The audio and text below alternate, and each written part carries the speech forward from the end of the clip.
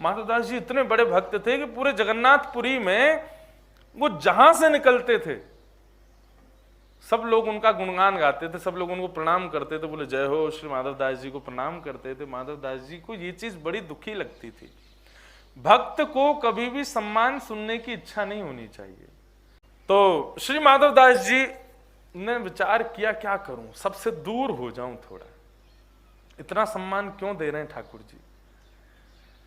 तो श्री माधवदास जी ने जहां वो नियमित रूप से प्रसाद पाने जाते थे, वहां के लोग रोज नया नया श्रृंगार करके पूरे घर को सजाते, रोज बंगले बनाते, रोज नई नई तरीके से माधवदास जी का स्वागत करते।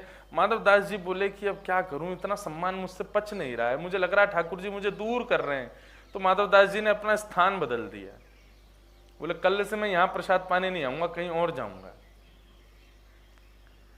तो माधवदास जी ने एक घर खोजा, और वो घर कैसा था, बोले गलियों में घूम रहे थे जगन्नाथपुरी में, तभी एक गली में पहुंचे तो वहां एक बूढ़ी माता, बड़ी चिड़ोकली मैया और बड़ी तेज तर्रार मैया, कभी पड़ोसियों को मारे, कभी किसी को गाली देवे, कभी किसी से उल्टा सीधा बोल दे, और पूरा मोहल्ला उससे डरता था।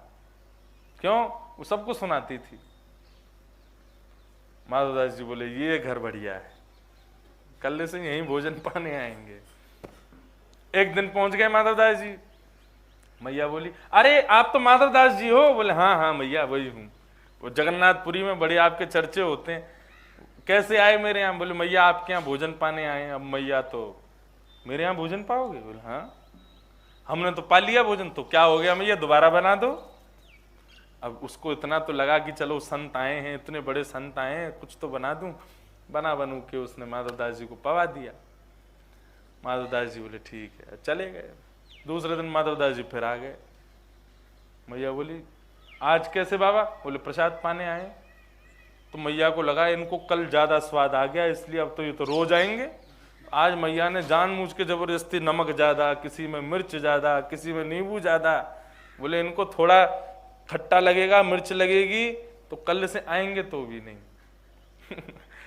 माधवदास जी को दिया। माधवदास जी ने जैसे ही स्वाद लिया तो पता तो चल गया था कि नमक तेज जानबूझ के किया है, मिर्च तेज जानबूझ के करी है। और बार बार पूछ और रही थी कैसा बना भोजन। माधवदास जी बोले बहुत सुंदर, आज बहुत कल से भी ज्यादा स्वाद है। मैया बोली बाबा को मुझे लगता है नमक मिर्च लगती नहीं है, कल से मैं डालूंगी ही नहीं। परसों फिर माधवदास जी पहुंच गए, आज उसने नमक और कुछ डाला ही नहीं। आज फिर बोले बाबा सब ठीक है ना, कोई कमी तो नहीं? बोले बहुत स्वाद मैया, हर दिन एक नवीन स्वाद मिल रहा है, बहुत आनंद आ रहा है। माधवदास जी को तो वो सम्मान से बचना था, इसलिए उन्होंने अपना जगह ढूंढ ली। और यहाँ वो मैया तो बड़ी परेशान, बोले ये रोज आ जाते हैं। आज वो इतनी चिढ़ के बैठी थी, बोले आज आंधया बाबा है, मैंने कहा कि या को काय को रोज आ जाए।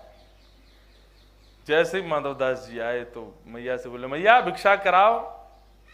बोले बाबा जरूरी थोड़ी है अन्न की भिक्षा रोज चले। बोले नहीं कुछ भी चलती है भिक्षा तो उस समय वो मैया पोंछा लगा रही थी तो चिड़ में आई, बोले ले तो फिर ये ले भिक्षा। वो पोंछा ही उठा के माधवदास जी पे फेंक दिया।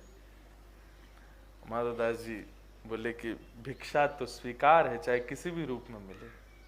वो पोंछा लेकर के माधवदास जी हृदय से लगा के चले गए। अब माधवदास जी का नित्य भाव था कि जो भी पाते थे नेत्र बंद करके पहले श्री जगन्नाथ जी को पवाते थे। जो भी भिक्षा मिलती थी पहले जगन्नाथ जी को निवेदित करते थे, फिर स्वयं लेते थे। अब आज तो पोंछा मिला है, वो कैसे दें जगन्नाथ जी को? लेकिन विरक्ति और ठाकुर जी के सखा जो होते हैं ना, वो संशय में कभी नहीं पड़ते। उनकी बुद्धि वैकुंठ होती है, उसमें कुंठा नहीं होती। वैकुंठ का मतलब ये नहीं कि आप कहीं वैकुंठ में जाओ, ठीक है वो भी है, लेकिन वैकुंठ का मतलब ये भी है कि आपकी बुद्धि में किसी भी प्रकार का कोई संशय नहीं है, कोई कुंठा नहीं है, कोई उलझन नहीं है। माधवदास जी ने मन में विचार किया, बोले आज तो पोंछा मिला है ठाकुर जी, ये कैसे दूं आपको? तुरंत गए माधवदास जी समुद्र के किनारे, तेज धूप में पोंछा सुखा दिया। जैसे ही वो सूखा तो उसको उसके सारे रोए जो थे उनको निकाल दिया, सारे धागों को निकाल के हाथ से उसकी बत्ती बनाई, घी में डाल करके जगन्नाथ जी की आरती कर दी। जगन्नाथ जी के नेत्र सजल हो गए। बोले माधवदास तुम्हारे इन भावों को मैं प्रणाम करता हूं, तुम्हारी इस सेवा को मैं नमन करता हूं, कहां से लाते हो ये भाव? ठाकुर जी से माधवदास जी कहते हैं, बोले ठाकुर जी जब संसार की आसक्ति होती है ना, तब आपकी भक्ति में मन चलता नहीं है, तब ये कैलकुलेशन, ये एडिशन, ये सबसेक्शन, ये सब चलते नहीं हमारे दिमाग में ठाकुर जी की भक्ति के। लेकिन जब हम सबसे विरक्त हो जाते हैं तो खाली बुद्धि क्या करे, पूरे दिन यही सोचती रहती है कैसे क्या निवेदन करना है, और उसी से ये भाव प्रकट होते हैं।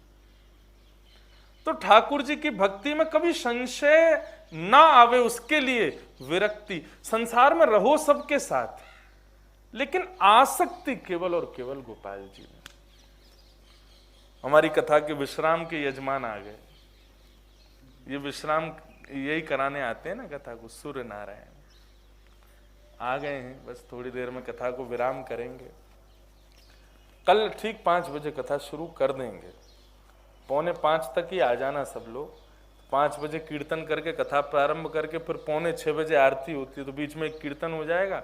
7, सवा 7 बजे तक ये सूर्य नारायण आ जाएंगे।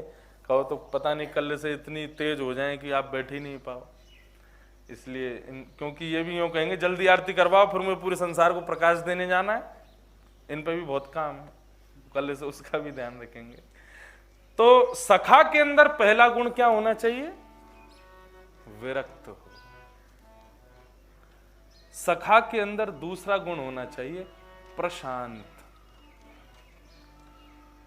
एक होता है शांत और एक होता है प्रशांत। शांत ही नहीं, अत्यंत शांत हो जाओ। एक तो होता है कि वाणी से तो नहीं बोल रहे हो, लेकिन मन से खूब आपकी गपचप चल रही है, वो भी ना रहे। प्रशांत, अपने मन से भी शांत और अपनी वाणी से भी शांत। मैं अपनी कथा में कहा करता हूं कि ठाकुर जी बोलते क्यों नहीं है? श्री गोविंद देव जी, राधा रमन जी, राधा वल्लभ जी, राधा मोहन जी, विनोदी लाल जी, ये लोग बोलते क्यों नहीं है? जब मुख है, वंशी है, तो स्वर आता क्यों नहीं है? क्योंकि हम लोगों ने इतना शोर मचा रखा है। ठाकुर जी कहते हैं पहले तू ही बोल ले, पहले तू ही कर ले। जिस दिन हम प्रशांत हो गए, जिस दिन हम अत्यंत शांत हो गए, उस दिन ठाकुर जी की वंशी सुनाई दे जाएगी। श्याम सुंदर सदा हमको प्यारे रहें, हम उन्हीं के रहें, वो हमारे रहें। गाओ, श्याम सुंदर सदा हमको प्यारे रहें, हम उन्हीं के रहें, वो हमारे रहें।